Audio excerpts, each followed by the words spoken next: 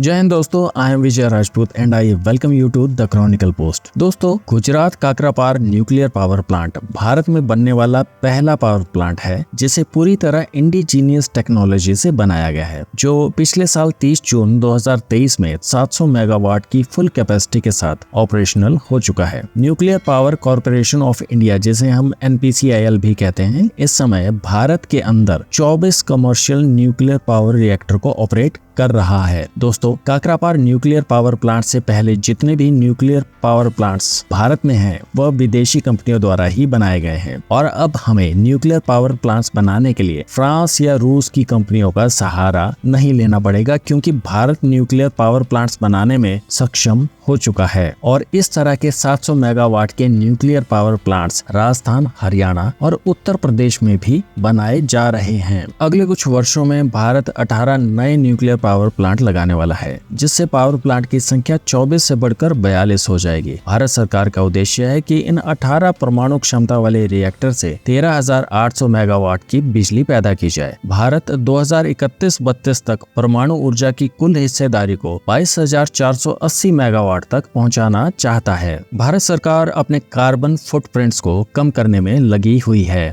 और इस दिशा में बहुत तेजी से काम बढ़ रहा है। अब हमें न्यूक्लियर पावर प्लांट्स बनाने के लिए फ्रांस या रूस की कंपनी पर निर्भर नहीं रहना पड़ेगा, क्योंकि अब भारत के पास परमाणु क्षमता वाले रिएक्टर्स बनाने की टेक्नोलॉजी मौजूद है। अब भारत कम लागत में वर्ल्ड स्टैंडर्ड के हिसाब से न्यूक्लियर रिएक्टर्स तैयार कर सकता है। और सबसे बड़ी बात कि भारत बिना न्यूक्लियर सप्लायर ग्रुप का मेंबर बने हुए ही न्यूक्लियर फ्यूल इंपोर्ट कर रहा है और आप यकीन मानिए, इस प्रोजेक्ट के ऊपर तेजी से काम किया जा रहा है। आज से कुछ दिन पहले भारत सरकार ने परमाणु ऊर्जा के क्षेत्र में तेजी लाने के लिए भारत की निजी कंपनियों को लगभग 26 बिलियन अमेरिकी डॉलर का निवेश करने के लिए आमंत्रित किया था। भारत सरकार न्यूक्लियर एनर्जी की फील्ड में लगभग 5.3 बिलियन डॉलर्स के निवेश के लिए Reliance industries, Tata power, Adani power और वेदांता लिमिटेड जैसे प्रमुख कंपनियों के साथ बातचीत कर रही है। भारत सरकार ने इन प्राइवेट प्लेयर्स के माध्यम से 2040 तक 11,000 मेगावाट की अतिरिक्त न्यूक्लियर एनर्जी प्रोडक्शन का लक्ष्य रखा है।